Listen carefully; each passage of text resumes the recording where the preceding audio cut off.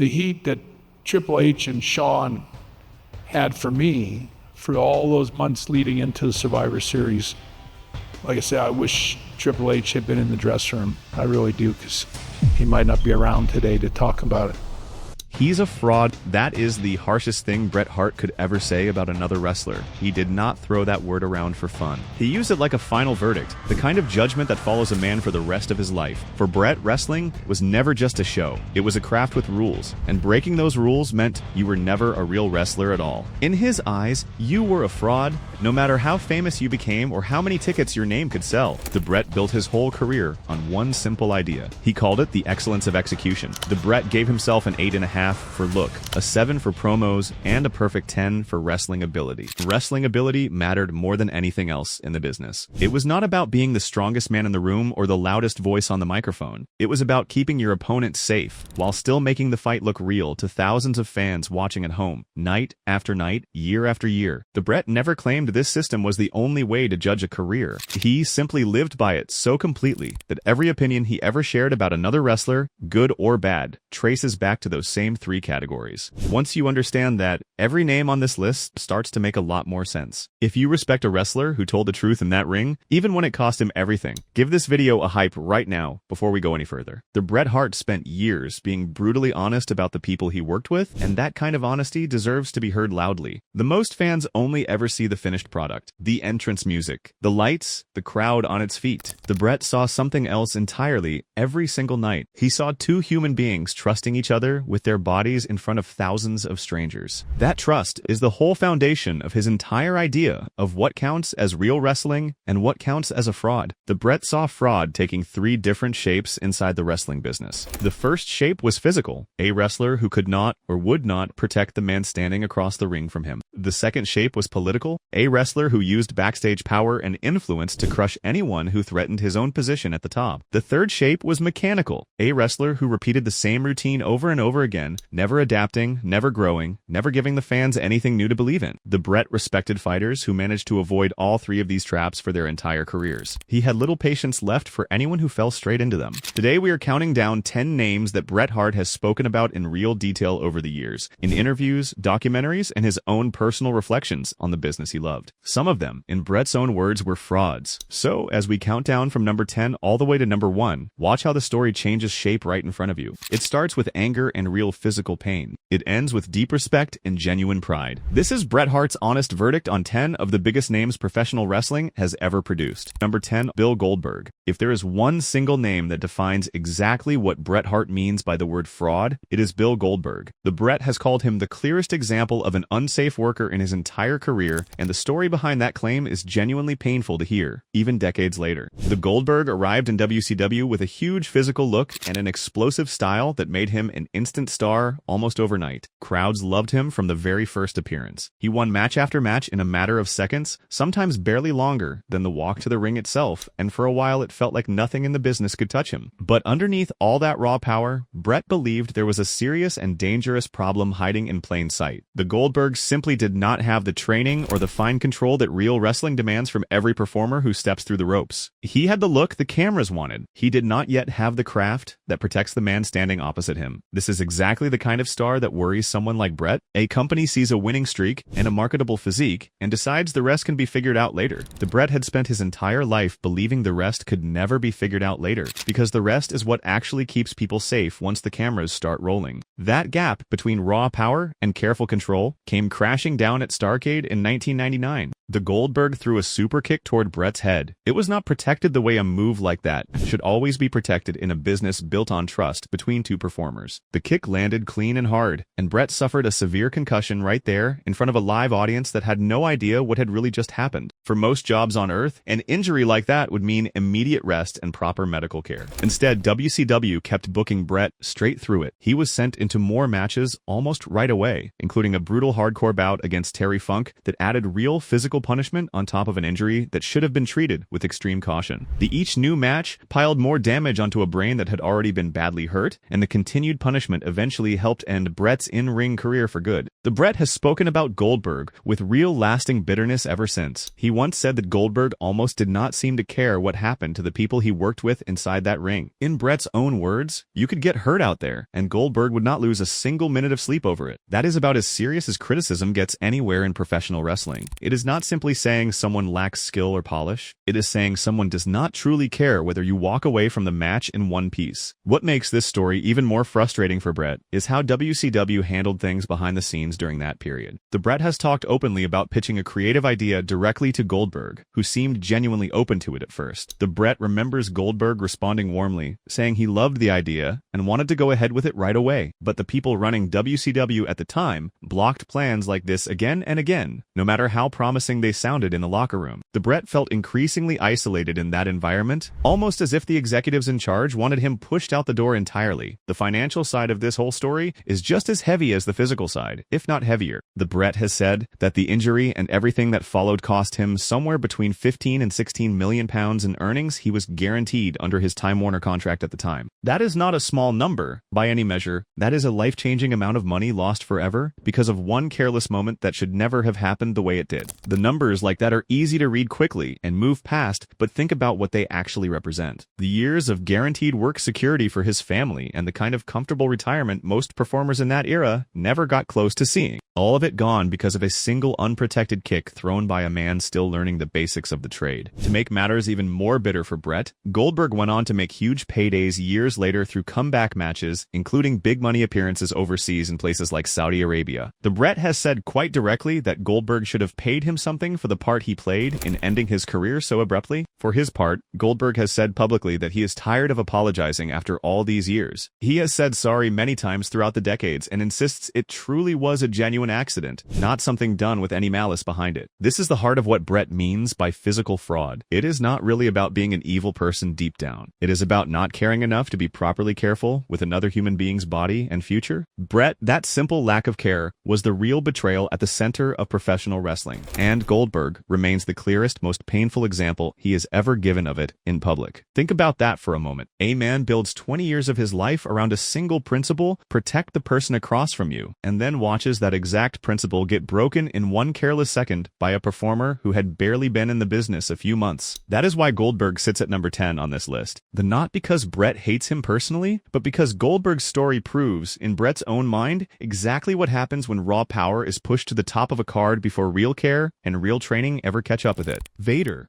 The Vader represents a different kind of physical problem entirely in Bret's eyes. Unlike Goldberg, Vader was never green or undertrained for the role he was given. He was a true seasoned veteran who had wrestled all over the world for years before stepping into the ring with Bret. But that long experience did not stop Bret from seeing real, genuine danger hiding inside Vader's particular style. The Bret has described the experience of working with Vader using one unforgettable line that fans still repeat to this day. He said it felt like wrestling a cement truck filled with barf. That single image alone tells you almost everything you need to know about how rough and heavy those matches truly were. The Vader was enormous, incredibly heavy on impact, and relied heavily on real physical force to make his matches feel as intense as possible. For most fans watching from home, that kind of stiff and brutal style might actually look impressive on the surface. It might even look more real than a smoother, more carefully controlled performance from a lighter, faster opponent. But Bret saw the whole situation quite differently from the average viewer at home. The entire point of being a truly great wrestler was learning how to make something look genuinely painful without actually causing real pain to the other man in the ring. If a wrestler needs to physically hurt you in order to convince the crowd that something matters, Bret considered that a serious technical failure rather than any kind of sign of toughness or dedication. It takes a strange kind of confidence to call out a man as big and as feared as Vader. The most wrestlers would simply accept the bruises as the price of working with someone that size. The Bret instead turned those same bruises into a lesson about what real skill should actually actually look like. This marks an important difference from the Goldberg story we just heard. The Bret was not really saying that Vader lacks skill or years of valuable experience in the business. He was saying that some of Vader's natural instincts crossed a dangerous line that good technique should always avoid. The relying on real impact, instead of carefully controlled and well-practiced impact, put opponents at unnecessary risk in a way that Bret believed truly excellent wrestling should never require. A genuinely excellent performer, in Bret's entire worldview, should never need to actually hurt the man standing across from him just to make an audience believe in the story being told. So while Vader never carries quite the same personal bitterness in Bret's retelling that Goldberg clearly does,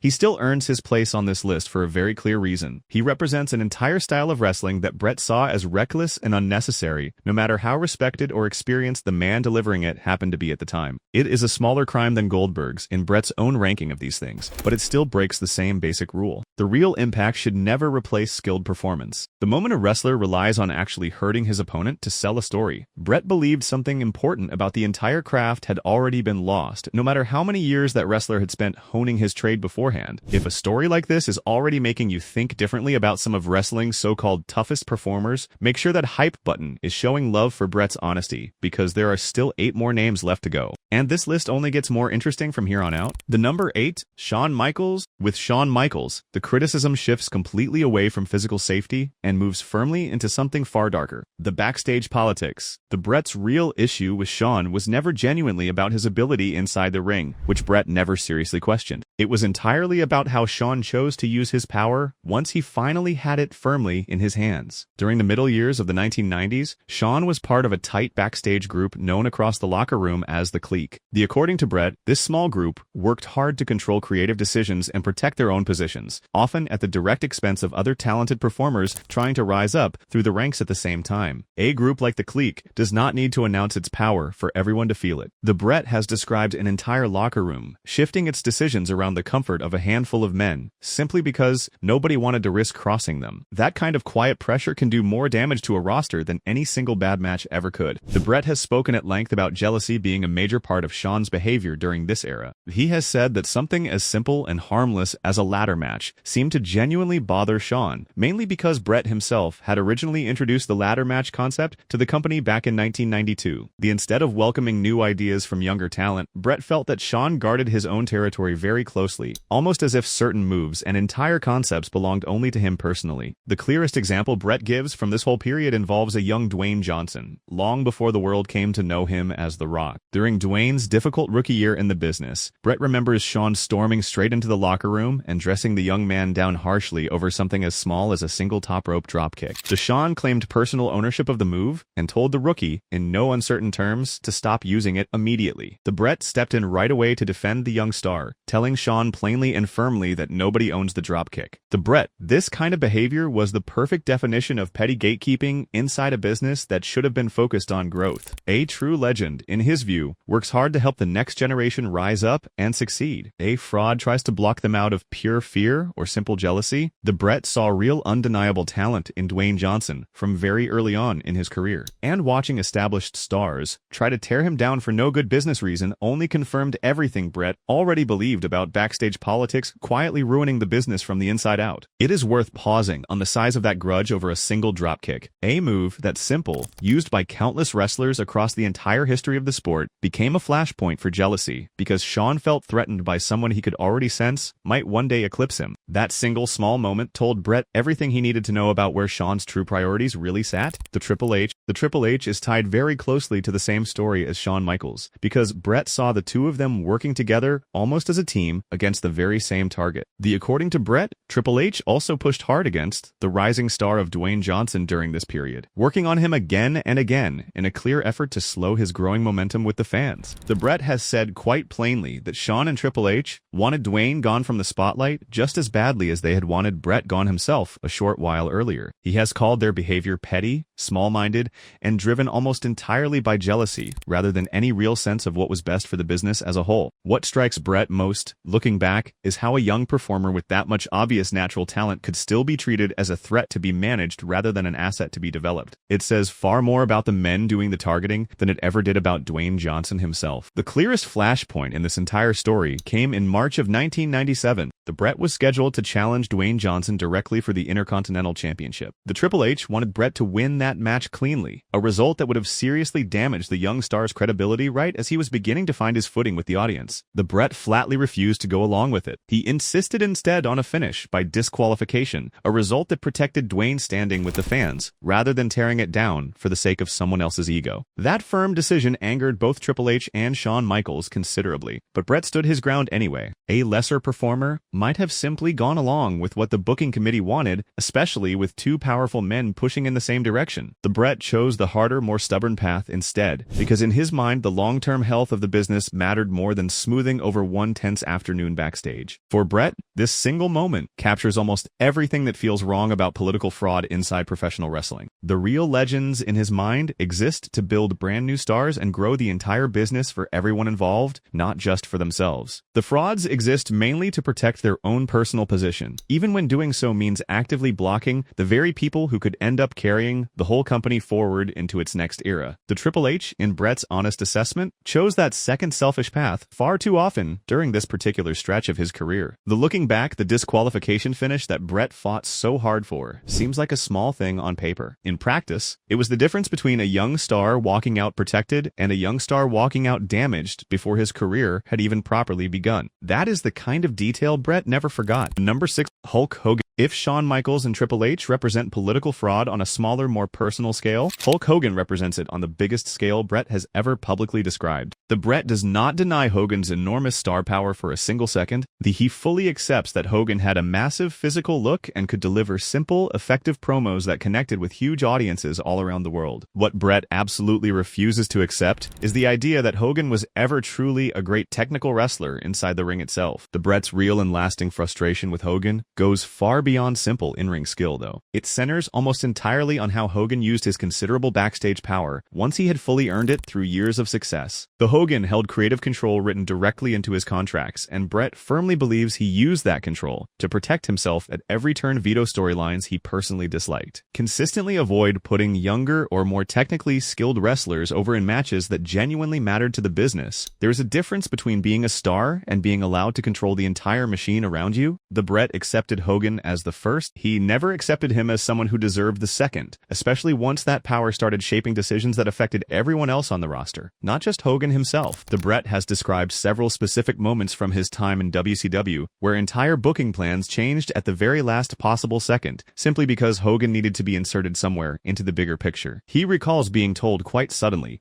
that plans involving Goldberg were being shifted around to include Hogan instead, leaving Bret in total disbelief at how little creative sense the sudden decision actually made from a basic storytelling point of view. The Bret has also said that Hogan would flatly refuse to do certain things asked of him, simply stating outright that he did not have to do it if he chose not to. For a performer who had spent his whole career trying to build coherent, believable stories, the watching plans get rewritten overnight for one man's comfort must have felt like the entire foundation of the business shifting under his feet without any warning at all. To make a clear point about this growing imbalance, Bret once demanded that WCW pay him a single penny more than Hogan's own salary at the company. It was never really about the money itself in any practical sense. It was a deliberate statement about the widening gap between political stars who carefully protected their own position and technical wrestlers who Bret firmly believed actually deserved more respect and reward for what they truly brought into the ring every single night. In Bret's eyes, Hogan represents the most extreme version of political and creative fraud combined into a single career. The massive drawing power used not to lift other people up towards stardom, but to keep the spotlight locked firmly and permanently on himself for as long as humanly possible. What makes the Hogan story sting more than almost any other on this list is the scale of it. Number 5, the Ric Flair's place on this particular list looks quite different from everyone who came before him. The Bret does not question Flair's status as an all-time great performer for one moment. He does not accuse him of being unsafe in the ring or politically selfish in the same harsh way as Hogan or Shawn Michaels. Instead, Bret's criticism of Flair centers on something far more subtle, the pure repetition. There is a certain kind of respect buried inside this critique that none of the earlier names on this list received. The Bret never doubts Flair belongs among the greatest of all time. He simply believes greatness alone should never be an excuse to stop pushing the craft forward year after year. The Bret has said openly that Flair's matches became locked into a fixed formula dating back to the 1970s. The one that Flair simply could not seem to break away from as the business moved steadily into a new era built around national TV. The Bret has described the pattern quite bluntly as the same old show, suggesting strongly that fans had already seen everything Flair had to offer long before they even sat down to watch him perform again that particular week. This exact style worked beautifully in an earlier age of wrestling, back when fans living in different territories might only ever see a traveling champion defend his title once or twice a year at most. Each rare appearance felt genuinely special simply because it happened so infrequently. But once wrestling moved firmly onto national cable TV, with the very same fans now watching the very same stars every single week without fail, that once special formula slowly began to feel stale rather than exciting. The Flair never lost the crowd's affection, and Bret never suggests otherwise. What he questions is whether affection earned decades earlier should still excuse a routine that stopped evolving long after the audience itself had changed completely around it. The Bret personally prided himself on adjusting his own matches carefully based on his opponent and the specific story being told that particular night. He saw Flair's fixed routine as something dangerously close to a comfortable shortcut, a familiar pattern that conveniently avoided the much harder work of building something genuinely new for every single match across an entire career. It is undoubtedly a quieter criticism than the ones aimed squarely at Goldberg or Hogan earlier in this list, but in some important ways, it cuts just as sharply, because it openly questions whether true lasting greatness can really survive without constant, honest adaptation over time.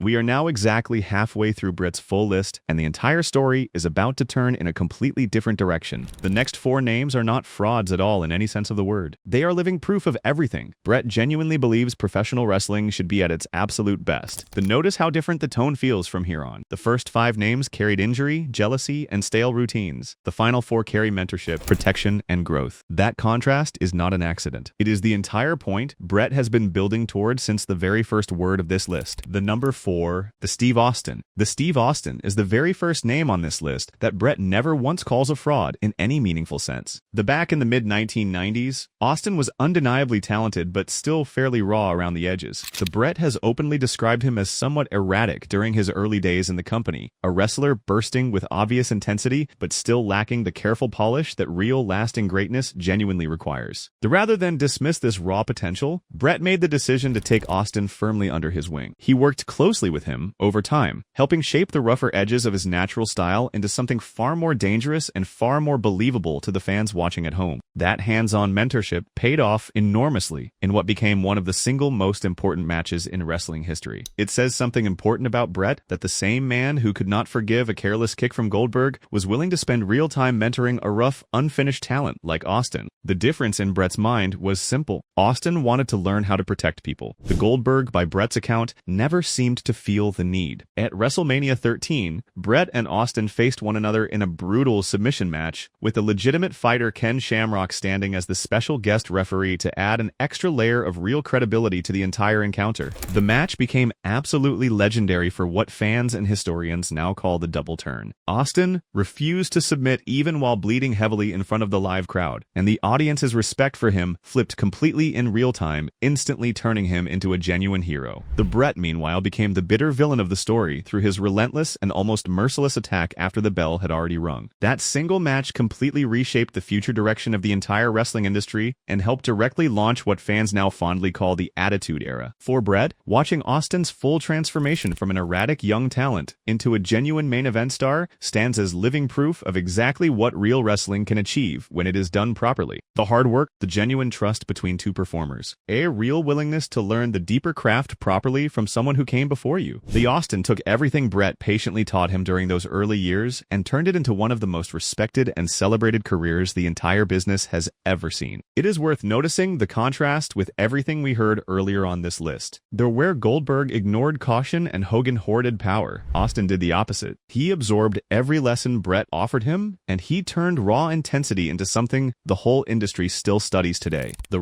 Rock's story on this list connects directly back to everything we already heard earlier about Shawn Shawn Michaels and Triple H. While those two men were actively working to slow Dwayne Johnson's natural rise to the top, Bret was quietly doing the exact opposite the entire time. He was protecting it at every step along the way. During Dwayne's genuinely difficult rookie year in the business, when older established stars were trying their best to push him down and even claim personal ownership over simple moves like the basic dropkick, Bret stepped in firmly and repeatedly on his behalf. He refused outright to let petty backstage jealousy define how a clearly talented young performer was treated by the people around him. The Bret did not need a committee meeting to decide which side of this argument he stood on. He saw a young man being bullied for being good at his job, and he simply refused to look the other way, even though staying quiet would have been far easier and far safer for his own standing in that same locker room. When Triple H later pushed hard for Bret to defeat Dwayne cleanly for the Intercontinental Championship, Bret again refused without hesitation, insisting instead on a finish that protected the young star's growing momentum rather than damaging it for someone else's benefit. The history, as it turned out, proved Bret completely right in the end. Dwayne Johnson went on to become one of the single biggest stars that professional wrestling has ever produced anywhere in the world, the eventually crossing over into mainstream film and entertainment on a scale that almost nobody could have realistically predicted back at the time. For Bret, The Rock stands today as living, breathing proof that protecting young talent instead of needlessly burying it always pays off, not just for that one individual star. The boot for the entire business built carefully around them for years to come. Every decision Bret made on Dwayne's behalf during those early years, the refusal to bury him, the public defense of a simple dropkick, looks small in the moment, but enormous in hindsight. That is exactly the kind of foresight Bret believed separated real wrestlers from frauds. CM Punk.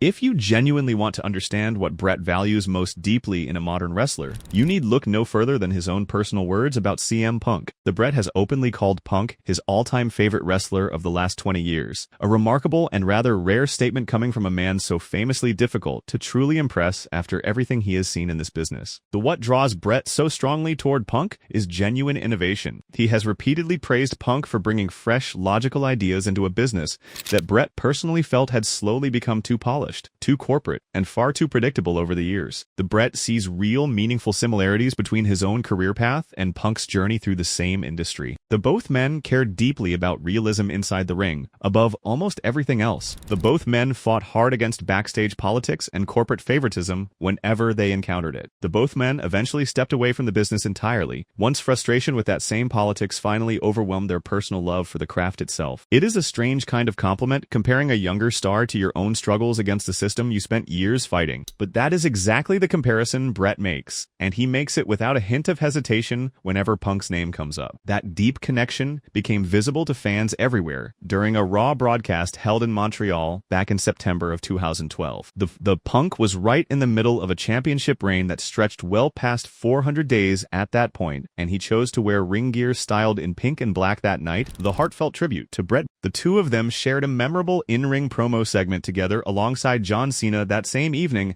and Bret has since called the entire experience a genuine honor, describing it as a fun chance to return to Montreal and be part of something truly special once again after everything that had happened there before. For Bret, Punk represents the modern standard of exactly what a real wrestler should always strive to be. The someone who respects the deeper craft, challenges a flawed system when it genuinely needs challenging, and never stops thinking of fresh new ways to tell a believable story inside that ring, match after match. When a man as guarded as Bret calls someone his favorite wrestler of an entire generation, it carries weight far beyond a simple compliment. The number one, John Cena. At the very top of this entire list sits a name that genuinely surprised plenty of hardcore fans when Bret first spoke about him with such open respect. The John Cena spent years being heavily criticized by technical wrestling purists for relying on a small handful of repeated signature moves and a presentation that many fans saw as overly polished for the mainstream crowd watching at home. But Bret's personal opinion changed completely once he actually had the chance to work alongside him directly. Around the time of SummerSlam 2010, Bret and Cena spent real meaningful time together in the ring, and Bret came away from the experience genuinely impressed by what he saw up close. He has called Cena such a pro, a simple, short phrase that carries enormous weight coming from someone holding Bret's notoriously high standards. It is worth remembering that Bret had no real reason to soften his opinion of Cena for the cameras. By the time they worked together, Bret's career as an active performer was largely behind him. His praise for Cena came from genuine respect earned in the ring, not from any business reason to be kind. What impressed Bret most was never the flashy moves or daring high-risk spots that other fans tend to focus on. It was pure control. The Cena had the rare ability to call an entire complex match almost entirely on his own, carefully guiding the pace and managing the crowd's emotional reactions from start to finish without ever losing the thread of the story. Even more impressive to Bret was what happened whenever something genuinely went wrong mid-match. If a particular move was botched or a planned spot fell apart unexpectedly, Cena had the composure and professional maturity to calmly reset everything and steer the entire match back toward a clean, the logical finish without the watching crowd ever truly noticing the mistake had even happened. Bret, that specific kind of adaptability under real pressure, is the clearest possible mark of a true professional in this business. That is exactly why he closes out this entire list at number 1. It is a fitting place to end the countdown. 10 careers, 3 kinds of fraud. The one simple, demanding standard that never really changed from the day Bret stepped into his first ring to the day he stepped away from wrestling for good. Whether the business was based in Calgary, in Atlanta, or anywhere else in the world, Bret judged every single performer by the exact same rule, and he never once apologized for holding everyone to it, no matter how famous they were or how much money they brought through the door. Perhaps the single most important lesson buried quietly inside this entire list is one final, unexpected twist worth remembering. The real fraud was not always the weakest performer standing in the room. Sometimes it was the biggest star of all, the one holding all the power and commanding all the spotlight. Simply forgot somewhere along the way that the true job of any champion is to make everyone around him better in the process. That is the honest standard Bret Hart held everyone to throughout his entire career, and by his own personal measure, it remains the only standard that ever really mattered in the end. If this honest look at Bret Hart's true feelings on 10 of wrestling's biggest names taught you something new today, that hype button is still waiting for you. The Bret spent years saying things other people were too afraid to say out loud, and a video built entirely on his own words deserves to travel far. Give it that hype and let the truth about who was real and who was a fraud reach as many wrestling fans as possible.